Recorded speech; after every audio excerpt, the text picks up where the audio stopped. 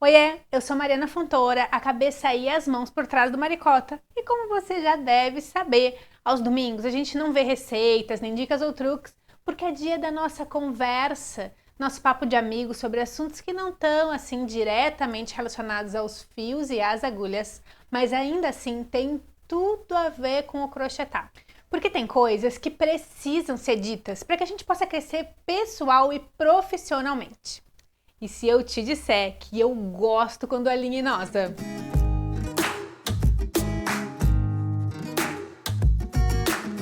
Volta e meia eu me deparo por aqui com fio que se nosa durante o trabalho e com novelo embolado. Sabe quando a gente vai tirar o fio pelo meinho e tá aquele bololô? Pesadelo das artesãs, terror das crocheteiras. Essa situação faz sair do prumo e tira do sério qualquer um. Já vi gente super zen perder a paciência, tascar a tesoura e picotar o fio para se livrar dos nós. Mas e se eu te disser que eu até sorrio quando isso acontece? Agora você deve estar me achando maluca. Talvez não. Eu também não me acho muito normal por isso, mas o fato é que eu gosto mesmo de encontrar um emaranhado de fios. Uma memória que me vem muito forte quando eu busco uma explicação para isso. É eu sentada na cama da minha mãe, uma cama grandona, uma colcha cor-de-rosa com estampa de flores. Eu devia ter por volta de uns 8 anos. Minha mãe sempre foi muito vaidosa, sempre gostou de anéis, brincos, colares e essas coisas. Acho que isso veio um pouco porque a minha avó tinha uma loja multi-coisas em um centro comercial do Rio de Janeiro. Na real, era um armarinho que vendia de tudo para mulheres.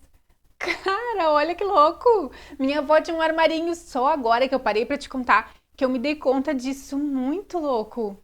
Tem aqui caixinha de botões, passamanarias e rendinhas que acabaram sobrando do estoque da loja e eu nunca tinha me dado conta. Caraca!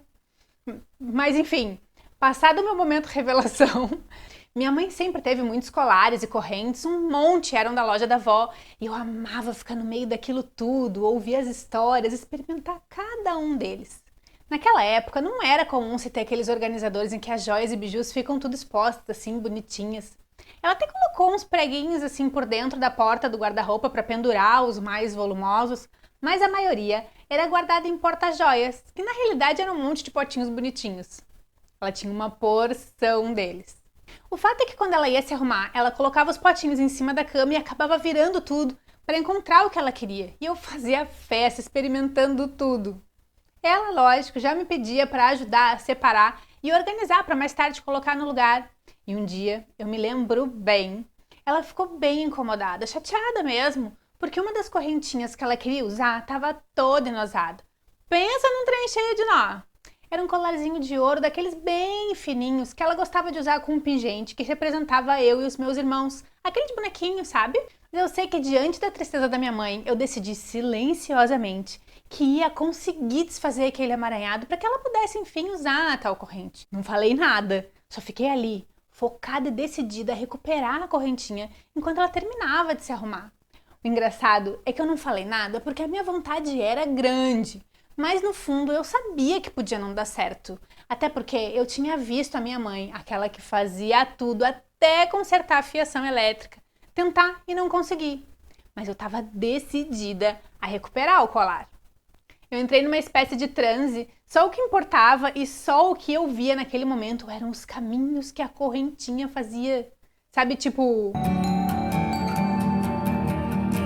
não é que eu consegui?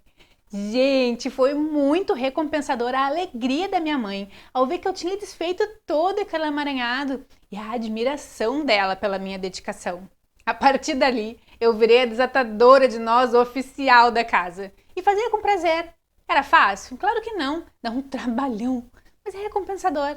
Dia desse estava conversando com a Isis do Insta Papillon Feito à Mão justamente sobre isso, porque ela tinha postado que ela detestava esse bololô de fios. Eu respondi que gostava, porque me fazia pensar. E a verdade é que, além de ser um break no meio do meu dia, desatar aqueles nós me mostrava que esse momento se assemelhava muito aos problemas e dificuldades do nosso dia a dia. Muitas vezes eles aparecem assim do nada, puf, e se apresentam sem início nem fim, só um emaranhado que nos impede de continuar, nos impede de acessar aquilo de que precisamos. E a reação natural é forçar a barra, puxar daqui, forçar dali. Mas isso só faz com que os nós se apertem e o emaranhado se fortaleça ainda mais. é necessário parar e observar, tomar distância e então buscar entender de onde veio e por onde passa aquele fio, aquele problema que se apresenta diante de nós. Seguir os seus caminhos mentalmente, tipo aquele joguinho de criança para decidir qual caminho seguir, afrouxar tudo, para então decidir qual fio exato a ser puxado. E não resolve sair puxando de qualquer jeito não, é preciso ter paciência, jeitinho e ir aos poucos puxando e observando como esse puxão afeta o resto do bololô. Para e observa. Às vezes o caminho que ele te leva é por cima, outras por baixo e ainda pode te levar a dar a volta, deixar esse fio de lado um pouquinho para puxar o outro, para que aquele primeiro se solte completamente e o próximo e mais um, até que finalmente não haja mais emaranhado, os nós se foram e agora você pode desfrutar de seus recursos integralmente. Cada centímetro de fio foi liberado sem danos, não tem cortes nem seções e seu trabalho pode continuar. Esse paralelo é bem claro para mim. Não adianta a gente bater de frente com os problemas, sair puxando tudo, forçando a barra, porque provavelmente eles vão se agravar. Quando as dificuldades se apresentam, é momento de se distanciar um pouco e observar. Entender de onde eles vieram e a que caminhos te levam. O que cada atitude sua acarreta e como influenciam tudo aquilo que os envolve, aqueles que te rodeiam. Então, aos poucos e conscientemente trilhando esses caminhos, ora passando por cima, ora por baixo e às vezes até dando a volta. Em certos momentos vão aparecer outros problemas que surgiram em decorrência daquele bololô todo e o inicial tem que ficar em stand-by um pouco. E você vai perceber que parando e observando, lidando com cada um deles com calma e dedicação, eles vão se afrouxando, você vai ganhando espaço e quando menos espera, aquela situação passou. Os danos foram mínimos ou até mesmo totalmente evitados. Eu te desafio da próxima vez que um novelo te apresentar um bololô a pensar dessa forma, aí com carinho e dedicação, soltando cada nó, liberando cada fio. Tenho certeza que rapidinho você resolve essa situação. Beijo! Seguirei o caminho da integridade. Quando virás ao meu encontro, em minha casa, viverei de coração íntegro. Salmos 101, versículo 2.